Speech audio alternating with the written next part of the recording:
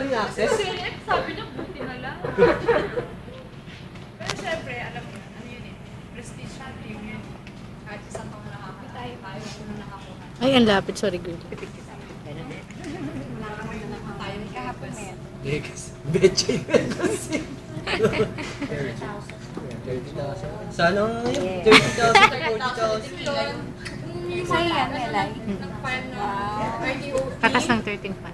Make it the point na one day lang. One RDOT o kaya pala na. Ayaw niya talagang magdalawang RDOT.